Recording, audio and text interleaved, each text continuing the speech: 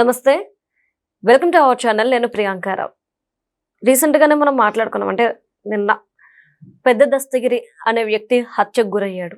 దీని వెనుక వైసీపీకి చెందిన మాజీ డిప్యూటీ మేయర్ నిరంజన్ రెడ్డి హస్తం ఉంది. ఎందుకంటే ఈయన కూడా ఆయన అనుచరుడే. ఆయన ఇంట్లో 100 కోట్ల రూపాయల ఆస్తికి సంబంధించిన పత్రాలు దొరికాయి అని. మరి ఈ పత్రాలు ఎవరివి అనేదే పెద్ద క్వశ్చన్ మార్క్. సో ఎవరున్నారు వైసీపీకి సంబంధించిన పెద్ద తలలు దీని వెనుక ఉన్నారు అని చాలా మంది అంటున్నారు. ఇందులో వాస్తవం ఏంటి అనేది మనం డిస్కస్ చేద్దాం. మనతో పాటు జనసేన పార్టీ రాష్ట్ర అధికార ప్రతినిధి కూసుంపూడి శ్రీనివాస్ గారు ఉన్నారు. ఆయనతో మాట్లాడదాం. నమస్కారం సార్. అంటే వైసీపీ వాళ్ళకి ఎంతమంది అనుచరులు ఉన్నారో ఎవరికి అర్థం కావట్లేదు. అంటే బినామీలు అనాలో అనుచరులు అనాలో తెలియట్లేదు. ఈరోజు ఒకరు చనిపోతే ఆయన ఇంట్లో 100 కోట్ల ఆస్తి పత్రాలు దొరికినాయి. అవి ఒక వైసీపీ నేతకి చెందిన భార్య కుమారుడి పేరు మీద రాయడం ఏంటి? ఏం జరుగుతుంది సార్ వైసీపీలో? ఎలా దోచుకున్నారు రాష్ట్రాన్ని? అంటే ఇది మనకి బయటకు వచ్చింది కాబట్టి విషయం ఇంత మనం మాట్లాడుకుంటున్నాం. బయటికి రాని ఘటనలు ఎన్నో. ఇది ఈ రోజు జరుగుతుంది కదమ్మా. గత కొద్ది దశాబ్దాలుగా రాయలసీమలో కొన్ని కుటుంబాలు కొంతమందిని బినామీలుగా పెట్టుకుని ఎటువంటి ప్రజా సంపదను దోచేశారో అన్నదే ఒక కథలుగా వస్తా అక్కడికి వెళ్తే. సరే, ఇదేదో కడప రిమ్స్ దగ్గర జరిగినటువంటి హత్య ఘటన కాబట్టి పోలీసుల విచారణ ముందు అదేదో వ్యక్తిగత తగాదాలో లేకపోతే రకరకాల కోణాల్లో అనుకున్నారు. కానీ ఎప్పుడైతే ఈ నిరంజన్ రెడ్డి పేరు వచ్చిందో అతని ఇంట్లోకి వెళ్ళి సోదాలు చేశారో, సోదాలు చేస్తే ఒరిజినల్ సేల్ డీడ్లు, కాగితాలు 100 కోట్ల విలువైనటువంటి దస్తావేజులన్నీ దొరికినాయి. 100 కోట్లు దస్తావేజులు ఉన్నాయంటే అసలు విలువ ఎంత? అది ఆలోచించుకోవాలి కదా. ఎందుకంటే గవర్నమెంట్ రేట్ ఒకటి ఉంటుంది, అసలు రేట్ వేరేగా ఉంటుంది. డబుల్ ఉంటుంది. అసలు డబుల్ కాదు, 4 రెట్లు 5 రెట్లు ఎక్కువ ఉంటుంది. నేను అంటుంది 100 కోట్ల విలువైనటువంటి దస్తావేజులు దొరికినాయి అని చెప్పేసి అనౌన్స్మెంట్ వచ్చిందంటే కొన్ని 100 కోట్ల విలువైనటువంటి ఆస్తుల విలువ అది. సరే, అప్పుడు ఆ నిరంజన్ రెడ్డితో పాటు ఆ 11 మంది అనుచరులు అందరూ కూడా వాళ్ళ ఫోన్లన్నీ కూడా పడేసి పరారులో ఉన్నారు. దాన్ని అయితే ఆ దస్తావేజులన్నీ కూడా పరిశీలన చేస్తే పోలీసులు వాళ్ళకి దానికి సంబంధించినటువంటి ఒక కడప ఒక లీడర్, వైఎస్ఆర్ కాంగ్రెస్ పార్టీకి సంబంధించినటువంటి లీడర్, మళ్ళీ ముసుగులో గుద్దులాట ఎందుకమ్మా, జగన్ మేనమామ పేరు వచ్చింది. జగన్మామ పేరు మీద, అతని పేరు మీద, అతని భార్య పేరు మీద, అతని పిల్లల పేర్ల మీద ఈ సేల్ డీడ్లు ఉన్నట్టుగా తెలుస్తుంది రవీంద్రనాథ్ రెడ్డి గారు. అయితే ఇప్పుడు ఆ కోణంలో కూడా దర్యాప్తు చేస్తున్నారు. అంటే ఈ మొత్తం అంతా ఇదంతా చూస్తూ ఉంటే అధికారాన్ని అడ్డం పెట్టుకుని ఏ విధంగా దోచేసి అక్రమంగా దోచిన ఆస్తుల్ని ఎంతమంది, ఒక బినామీ దొరికాడు మనకి. ఇటువంటి ఎంతమంది బినామీలు ఉన్నారో, ఎంతమందికి బినామీలు ఉన్నారో మీరు కడప జిల్లాలకు సంబంధించి, రాయలసీమకు సంబంధించి మనకు తెలియని విషయాలు కొన్ని ఉంటాయమ్మా. వాళ్ళు చాలా పౌరుషంగా ఉంటారు, కానీ భయం గుప్పిట్లో పోతూ ఉంటారు కొన్ని విషయాల్లో.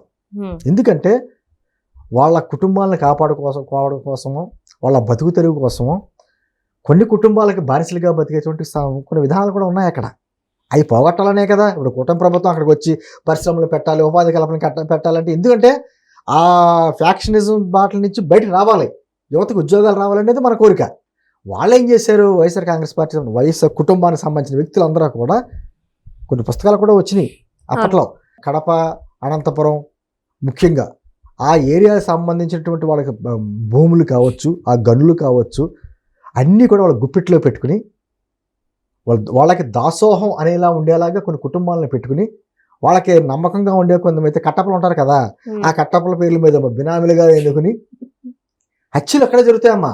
ఎప్పుడైతే ఒకవేళ ఎవరన్నా ఎదురు తిరిగాడు అనుకో ఆ బినామీ, లేకపోతే ఆ బినామీ చనిపోతే ఆ బినామీకి సంబంధించినటువంటి కుటుంబీలు ఎదురు తిరిగారు అనుకో, హత్యలు ఎక్కడ జరుగుతాయి. ఇప్పుడు అందుకనే ఈ హత్య కూడా, పెద్ద దస్తగిరి హత్య కూడా జరిగిన కోణాలు ఆ కోణంలో ఆలోచిస్తున్నారు. ఇవన్నీ కూడా ఆర్థిక లావాదేవీల వల్ల జరిగినటువంటి విషయాలు తప్ప మరొకటి కాదు. ఇంకా పోలీసులు ఇంకా లోతుగా వెళ్ళి విచారణకి వెళ్ళి అసలు ఎవరెవరు ఉన్నారో ఏంటి అనేది ఇంకా లోతుగా విచారణ చేస్తే ఇంకా చాలా పెద్ద తరగలు వస్తూ ఉంటాయి. కాకపోతే ఏమంటున్నారు, ఇప్పుడు వాళ్ళ పేపర్, వాళ్ళకి సంబంధించినటువంటి ఒక ఈ పేపర్లో కూడా ఏం రాస్తున్నారంటే జగన్ మేనమామని టార్గెట్గా చేసి విచారణ చేస్తున్నారు అనే మాట. ఎందుకు టార్గెట్ చేస్తారో పని పాట లేదా? అక్కడ దొరికిన పేపర్లలో పేర్లు ఉన్నాయి కాబట్టి ఆ దస్తావేజులు ఎవరి పేర్ల మీద ఉన్నాయో వాళ్ళని టార్గెట్ చేస్తారు. ఆ పేర్లు అతని పేరు మీద ఉన్నాయి, టార్గెట్ చేస్తారు, విచారణ చేస్తారు. అవసరమైతే విచారణకు పిలుస్తారు. ఎందుకు మీ పేర్లు ఉన్నాయి, మీ పేపర్లో మీరు మీ ఆస్తి అయితే వాళ్ళ హ్యాండ్ ఓవర్లు ఎందుకు ఉన్నాయి, అతని హ్యాండ్ ఓవర్లు ఎందుకు ఉన్నాయి? నిరంజన్ రెడ్డి మీ మనిషే కదా, మీ అనుచరుడే కదా. మరి దస్తగిరిని హత్య చేయడానికి కారణాలు ఏంటి? అతను ఏమైనా ఎదురు తిరిగాడా? ఆస్తిని అతను సొంతం చేసుకోవడానికి ప్రయత్నాలు చేశాడా? మరి మరి పోలీసులు విచారణలో ఈ కోణంలో విచారణ చేస్తారుగా, దాన్ని కూడా రాజకీయంగా ఉపయోగించుకుంటే ఎలా?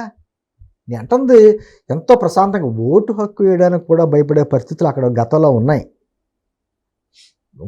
అమ్మలాగా. వాళ్ళు ఏదో దైవాంశ సంభూతుల్లాగా ఏరియా అంతా ఆక్రమించేసుకుని వాళ్ళు ఇష్టం వచ్చినట్టు ఒక భూస్వామ్య వ్యవస్థ కింద, భూస్వామ్య వ్యవస్థలు ఇప్పుడు లేవు కానీ అనాధికారంగా ఆ విధంగానే చేసుకుంటూ వస్తాం. ఒక విధంగా భయాందోళన వాతావరణం సృష్టించినటువంటి విధానం అక్కడ ఉంది. చంద్రబాబు గారు మాట్లాడితే అంటాడు, ఫ్యాక్షనిజాన్ని కోకటి వేళ్లతో కూడా పెకలిస్తాం, రాయలసీమను సస్యశ్యామలం చేస్తాం, రాయలసీమలో యువతకు ఉపాధి అవకాశాలు కల్పిస్తున్నాం. ఇదంటే కారణం ఇదే. ఎప్పుడైతే అక్కడ ఉన్నటువంటి యువతకి ఉపాధి అవకాశాలు దొరికినాయి అనుకో, వీళ్ళ మాట ఎవరు వినరు కదా. అందుకనే విషయం చెబుతూ ఉంటాడు, రాయలసీమ మీద ఏమీ చేయలేదు, చంద్రబాబు ఏమీ చేయలేదు, అది చేయలేదు అని చెప్తా ఉంటాడు తప్ప ఈ విషయాలు చెప్పడైనా. నేను అంటుంది ఇవన్నీ ఓవరాల్గా చేస్తే ఈ హత్య అని కాదని, గతంలో వివేకానంద రెడ్డి గారి హత్య జరిగినప్పుడు కూడా అనేక రకాలైనటువంటి ఆరోపణలు చేశారు. ఆయనకి ఉన్నటువంటి ఆస్తుల గురించి అని చెప్పేసి వాళ్ళ సొంత అల్లుడు కూతురే చంపేశారు అని చెప్పి మాట్లాడారు. ఎన్ని రకాలుగా చేశారు. అతను రెండో భార్య అని చెప్పేసి అన్నారు. క్యారెక్టర్ సెషన్ ఎలా చేయాలో అలా చేశారు. ఆ విధంగానే ఇప్పుడు కూడా తప్పు కప్పించుకోవడానికి అనేక రకాలుగా మాట్లాడుతున్నారు. వాళ్ళ పేపర్లో ఈ వార్త ఉండదు. వాళ్ళ పేపర్లో కానీ ఈ బినామీ ఆస్తుల పేపర్ల మీద జగన్ మేనమా పేరున్న వార్త వాళ్ళ పేపర్లో రాదు. అది వాళ్ళకి కనిపించదు. కాకపోతే ఏంటి, జగన్ మేనమామ గారిని టార్గెట్ చేస్తా విచారణ చేస్తున్నారన్న మాత్రం అది రాస్తారు. ఎంతది ఖచ్చితంగా పోలీసులు విచారణ చేయాలి. ఎంత పెద్ద తెలకాలైనా సరే బయట పెట్టాలి. ఇది ఏమవుతుందంటే మిగతా వాళ్ళకు కూడా సందేశం ఇచ్చినట్టు అవుద్ది. ఈ హత్యలకి ఎక్కడో చోట ఫుల్ స్టాప్ పెట్టాలమ్మా, లేకపోతే వాళ్ళ కామాలు పెట్టుకుంటూ వెళ్ళిపోతున్నారు. ఎవరు ఎప్పుడు పోతాడో తెలియదు. పాపం వాళ్ళు ఏదో అనేక రకాలుగా వీళ్ళు నమ్ముకుని ఉంటారు కొన్ని కుటుంబాలు. వాళ్ళందరికీ కూడా మన బతుకు తేడా వస్తే గాలిలో కలిసిపోవాల్సిందే అనేటువంటి విధానాలు వస్తాయి. కాబట్టి ఖచ్చితంగా పోలీసులు నిష్పక్షపాతంగా విచారణ చేపట్టాలి.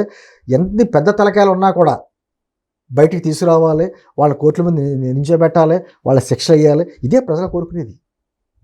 Right. Thank you so much sir. నమస్కారం.